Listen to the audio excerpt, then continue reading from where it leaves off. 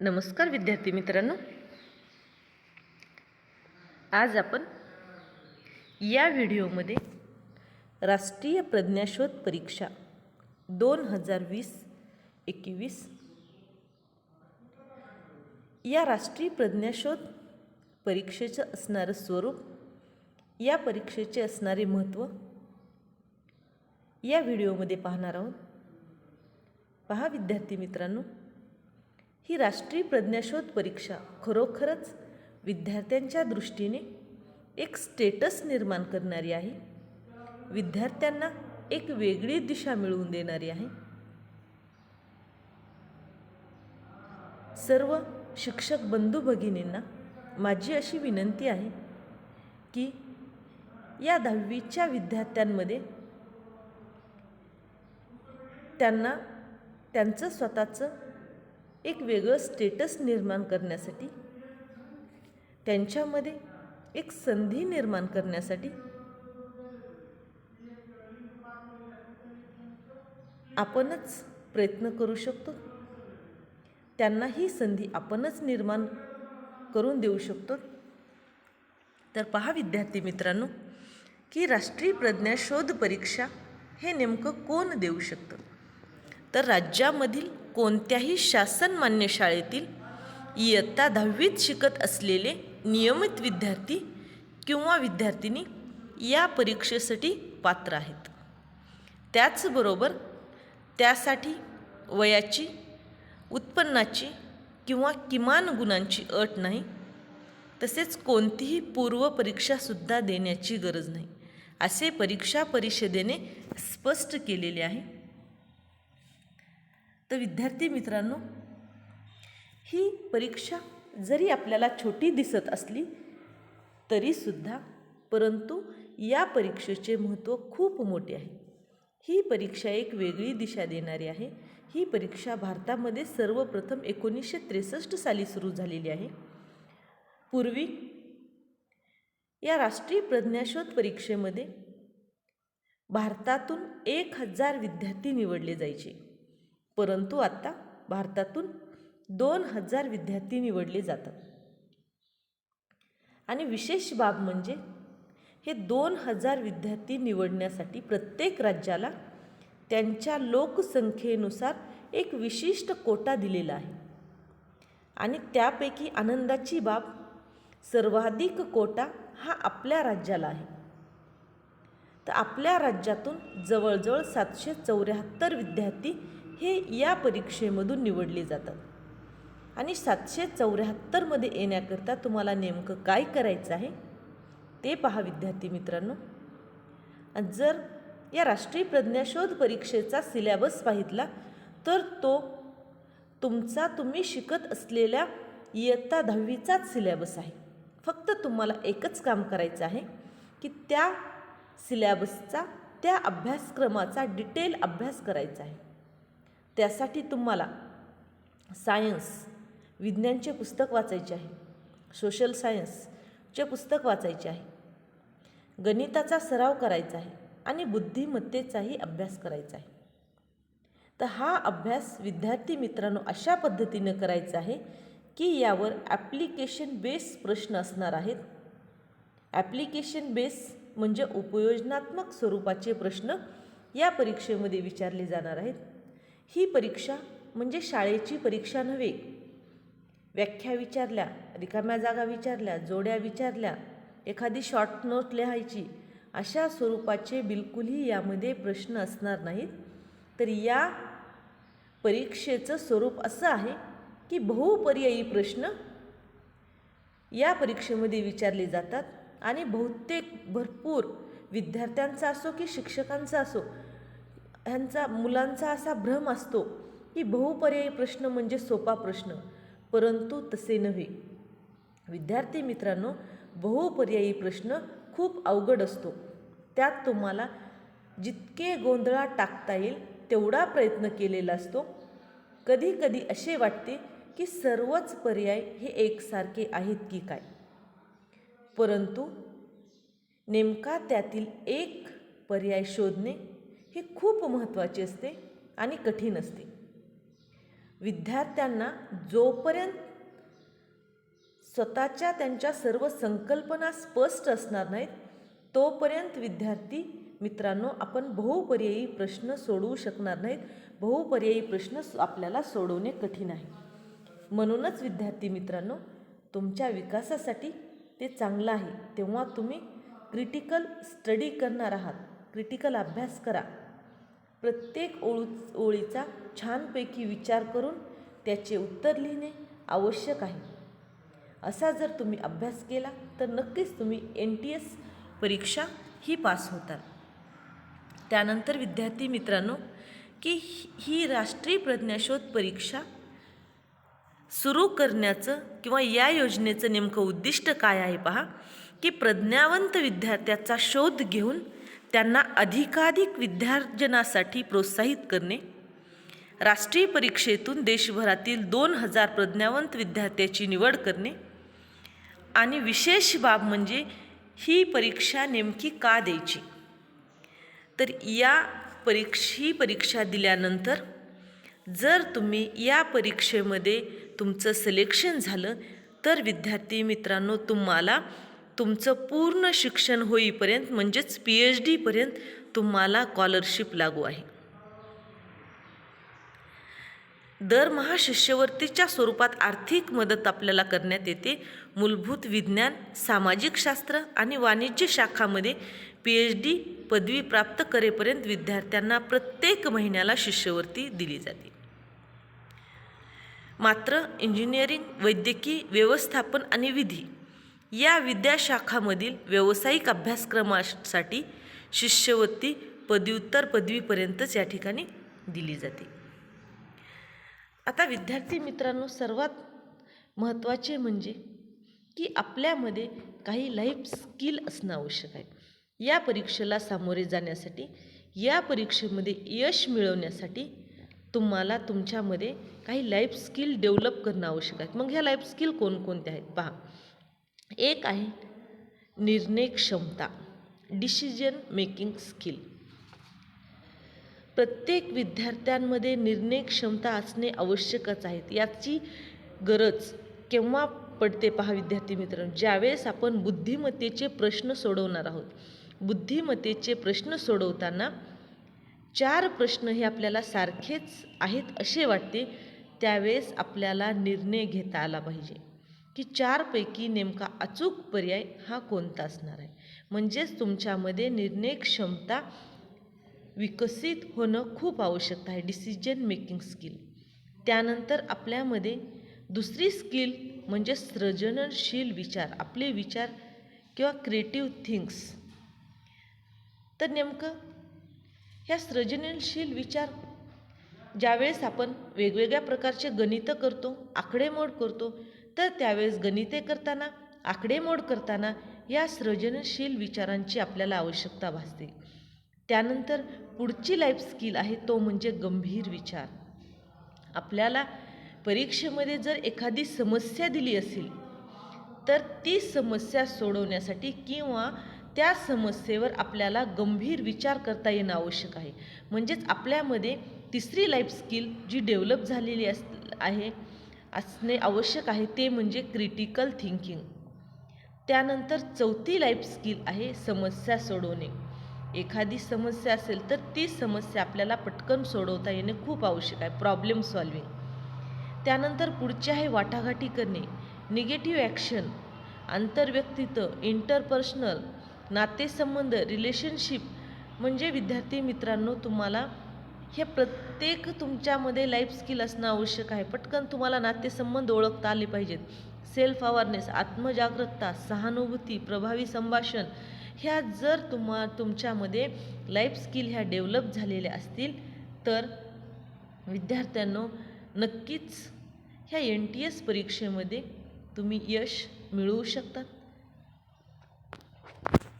त्यानंतर पहा की ही जी परीक्षा आहे ही परीक्षा महाराष्ट्र राज्य परीक्षा परिषदेतर्फे घेण्यात येते. ही परीक्षा 2 स्तरावर होते. एक आहे राज्यस्तर आणि दुसरा आहे राष्ट्रीय स्तर. तर यावर्षी घेतली जाणारी राज्यस्तर परीक्षा ही 13 डिसेंबर 2020ला होणार आहे. आणि ज्यावेळेस राज्यस्तर परीक्षा घेतल्यानंतर या राज्यस्तर परीक्षेतून जे विद्यार्थी सिलेक्शन होतील ज्या विद्यार्थ्यांचं, त्यांच्यासाठी नंतर राष्ट्रीय स्तरावर दुसरी परीक्षा आयोजित केलेली असते. आणि ही राष्ट्रीय स्तर परीक्षा दिनांक 13 जून 2021ला होणार आहे. इयत्ता 10वीत शिकत असलेले विद्यार्थी यासाठी पात्र आहेत. त्यांना ऑनलाईन पद्धतीने अर्ज करता येतील. त्यानंतर विद्यार्थी मित्रांनो, थोडक्यामध्ये आपण या राष्ट्रीय प्रज्ञाशोध परीक्षा जी NTS परीक्षा आहे इयत्ता 10वीसाठी या वर्षीसाठी जी आहे, या संदर्भाने थोडक्यात आपण माहिती पाहूयात की या योजनेचे उद्दिष्ट आहे इयत्ता 10वीच्या प्रज्ञावान विद्यार्थ्यांचा शोध घेऊन बुद्धिवान विद्यार्थ्यांना सर्वोत्तम शिक्षण मिळण्याच्या दृष्टीने त्यांना आर्थिक सहाय्य करावे. या सहाय्यातून त्यांची बुद्धिमत्ता विकसित व्हावी. त्यांना विकसित बुद्धीतेने त्या विद्यार्थ्यांची आपली विद्याशाखा व राष्ट्र यांची सेवा करावी, ही या योजनेचे उद्दिष्ट आहेत. तर या परीक्षेमध्ये की विद्यार्थ्यांचे नेमकं निवड कशी होते, निवड पद्धती पहा. राष्ट्रीय शैक्षणिक संशोधन व प्रशिक्षण परिषद NCERT नवी दिल्ली यांच्यामार्फत 2012-13 पासून राष्ट्रीय प्रज्ञाशोध परीक्षा NTS ही इयत्ता 10वीसाठी 2 स्तरावर घेण्यात येते. त्यामध्ये आपण पाहिलेलेच आहे, पहिला स्तर आहे राज्यस्तर. पहिल्यांदा निवड राज्यस्तरावर होते आणि राज्यस्तरावर निवड झाल्यानंतर जी दुसरी परीक्षा आहे ती म्हणजे राष्ट्रीय स्तरावर परीक्षा होते. आणि राष्ट्रीय स्तरावर परीक्षा दिल्यानंतर या राष्ट्रीय स्तरावर राष्ट्रीय प्रज्ञाशोध परीक्षेसाठी निवड होते. त्यानंतर विद्यार्थी मित्रांनो, की या परीक्षेसाठी पात्रता महाराष्ट्र राज्यातील कोणत्याही शासनमान्य शाळेतील इयत्ता 10वी शिकत असलेल्या नियमित विद्यार्थीनीस राज्यस्तर परीक्षेत बसता येते. त्यासाठी वयाची, उत्पन्नाची, अगर किमान गुणांची अट नाही, तसेच कोणतीही पूर्वपरीक्षा देण्याची अट नाही. ओपन डिस्टन्स लर्निंग स्कूल योजनेखाली नोंदवलेल्या काही अटी पूर्ण करणारे विद्यार्थीही या परीक्षेत पात्र ठरतात. या परीक्षेसाठी बसणाऱ्या विद्यार्थ्यांचं 1 जुलै 2020 रोजी ज्यांचं वय 18 वर्षापेक्षा कमी आहे, जे नोकरी करीत नाहीत आणि इयत्ता 10वीच्या परीक्षेला जे विद्यार्थी पहिल्यांदाच बसत आहेत, अशाच विद्यार्थ्यांना ही NTS परीक्षा देता येते.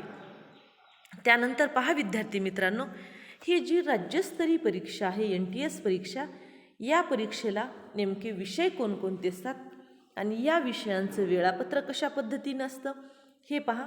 महाराष्ट्रामध्ये विविध केंद्रावर शिक्षणाधिकारी, माध्यमिक किंवा शिक्षण निरीक्षण भ्रममुंबई यांच्यामार्फत ही महाराष्ट्र राज्य परिषद परीक्षा ही घेण्यात येते. सदर परीक्षेचे वेळापत्रक हे या ठिकाणी दिलेले आहे. पहा, या राज्यस्तर परीक्षेमध्ये 2 पेपर असतात. पहिला पेपर असतो बौद्धिक क्षमता चाचणीचा मेंटल ॲबिलिटी टेस्ट, हे मॅट. या विषयासाठी एकूण 100 गुण असतात आणि एकूण 100 प्रश्न विचारला जातात. या पहिल्या पेपरचा कालावधी 120 मिनिटे असतो. फक्त दृष्टी अपंगासाठी 30 मिनिटे जादा वेळ दिलेला असतो. या बौद्धिक क्षमता चाचणी या पेपरचा वेळ असतो, हा पेपर 10:30 ते 12:30 या दरम्यान असतो. आणि या विषयामध्ये पास होण्यासाठी पात्रता गुण 40% ही SC ST 40 म्हणजे प्रत्येक विद्यार्थ्याला किमान 40% गुण मिळणे आवश्यक आहे. तसेच जे विद्यार्थी SC ST आणि दिव्यांग कॅटेगरीमध्ये मोडतात अशा विद्यार्थ्यांना 32% गुण घेणे आवश्यक आहे. त्यानंतर या राज्यस्तरीय NTS परीक्षेचा जो दुसरा पेपर आहे तो असतो शालेय क्षमता चाचणी. म्हणजे तुम्ही ज्या वर्गाचा अभ्यास करतात त्या वर्गाचा थोडक्यात या शालेय क्षमता चाचणीसाठी अभ्यासक्रम असतो. स्कॉलॅस्टिक ॲप्टिट्यूड टेस्ट हा पेपरसुद्धा 100 गुणासाठी असतो. यामध्ये सुद्धा 100 प्रश्न विचारले जातात आणि कालावधीसुद्धा 120 मिनिटे असतो. फक्त जे विद्यार्थी दृष्टीहीन किंवा अपंग आहेत यांच्यासाठी फक्त 30 मिनिटे जादाचा वेळ दिलेला असतो. आणि या पेपरचा कालावधी असतो 1.5 ते जवळजवळ 3.5 या वेळेमध्ये हा पेपर होतो. आणि या विषयामध्ये पास होण्यासाठी या विषयात किमान 40% गुण घेणं आवश्यक आहे. तसेच जे विद्यार्थी SC, ST व दिव्यांग कॅटेगरीमध्ये मोडतात त्यांना 32% गुण घेणं आवश्यक आहे.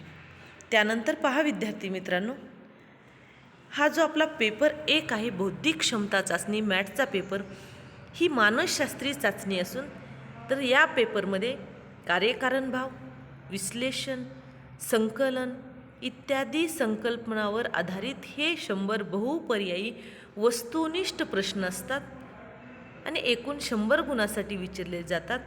त्यानंतर पेपर जो दुसरा आहे तर याला सॅट असे सुद्धा म्हटलेले आहे, म्हणजे शालेय क्षमता चाचणी.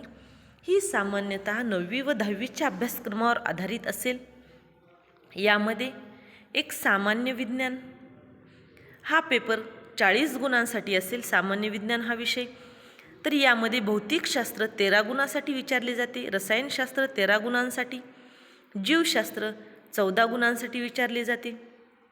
त्यानंतर या शालेय क्षमता चाचणीमध्ये दुसरा विषय आहे समाजशास्त्र. या सामाजिक शास्त्र हा सुद्धा 40 गुणांसाठी विचारला जातो. यामध्ये इतिहास 16 गुण, राज्यशास्त्र 8 गुण आणि भूगोल हे 16 गुण. तसेच तिसरा जो विषय आहे तर तो विषय आहे गणित. गणित हा 20 गुणांसाठी विचारला जातो, की ज्यामध्ये बीजगणितासाठी 10 गुण दिलेले आहेत आणि भूमितीसाठी 10 गुण दिलेले आहेत. असे शालेय क्षमता चाचणीमध्ये एकूण 3 विषय असतील. या 3 विषयाचे एकूण 100 प्रश्न विद्यार्थ्यांना सोडवायचे असतात. सामान्य विज्ञान 40 गुण, समाजशास्त्र 40 गुण, गणित व भूमिती 20 गुण, असा एकूण पेपर नंबर 2 हा 100 गुणांचा असतो. त्यानंतर पहा विद्यार्थी मित्रांनो, विद्यार्थ्यांची निवड ही 2 स्तरावर होते.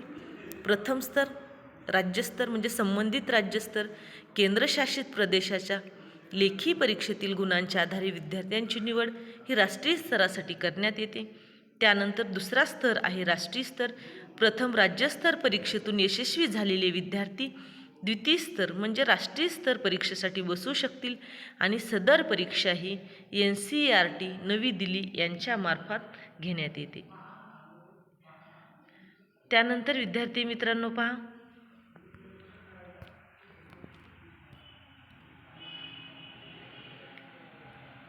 ही परीक्षा दिल्यानंतर या परीक्षेमध्ये सिलेक्शन झाल्यानंतर ज्या विद्यार्थ्यांची या परीक्षेसाठी निवड होईल त्या विद्यार्थ्यांना शिष्यवृत्ती लागू होते. तर ह्या शिष्यवृत्ती धारकांना नेमकी कशा पद्धतीने शिष्यवृत्ती देण्यात येते पहा. शालांत परीक्षेनंतर म्हणजेच इयत्ता 10वी नंतर 2 स्तरावर म्हणजे इयत्ता 11वी आणि 12वी दरमहा 1250 रुपये शिष्यवृत्ती मिळते. त्यानंतर सर्व शाखांच्या प्रथम पदवीपर्यंत म्हणजेच BA, BCom, BSc या ठिकाणी दरमहा 2000 एवढी शिष्यवृत्ती मिळते. त्यानंतर सर्व शाखांच्या द्वितीय पदवीपर्यंत पदव्युत्तर पदवीपर्यंत 2000 रुपये दरमहा शिष्यवृत्ती मिळते. तसेच PhDसाठी 4 वर्षापर्यंत व्यावसायिक अभ्यासक्रम वगळून इतर शाखांसाठी विद्यापीठ आयोगाने नियमानुसार जे मान्य दराने ठरवलेली शिष्यवृत्ती आहे ती शिष्यवृत्ती देण्यात येते. तर आता सर्वात मोठा प्रश्न आहे विद्यार्थी मित्रांनो, की ही राष्ट्रीय प्रज्ञाशोध परीक्षा होणार का? आपल्या सर्वांना माहिती आहे कोरोनाचे वातावरण आहे. मग आपण परीक्षेचा अभ्यास करायचा का? परीक्षा होईल का? लॉकडाऊनचा कालावधी बाकीच्या, परंतु विद्यार्थी मित्रांनो सर्वांनी एक गोष्ट नोंद घ्यायची आहे, माहिती करून घ्यायची आहे. इतर परीक्षा ह्या चालू झालेल्या आहेत. विद्यार्थ्यांनो बऱ्याच अंशी वातावरणसुद्धा हे शांत झाल्याचे दिसत आहे. तरी अभ्यासाला लागा, तयारी करा, कारण या परीक्षेचे केंद्र हे आपापला तालुका असते. म्हणून ही परीक्षा 101% होणारच. म्हणून मनातून तयारी करा, मनातील शंका दूर करा आणि मला अशी खात्री आहे की तुम्ही नक्कीच पास व्हाल. वेळ खूप कमी आहे, त्यामुळे अभ्यास खूप करा. आपल्याकडे फक्त जवळजवळ 1 महिनाच या परीक्षेसाठी राहिलेला आहे. सर्वांना या परीक्षेसाठी हार्दिक शुभेच्छा.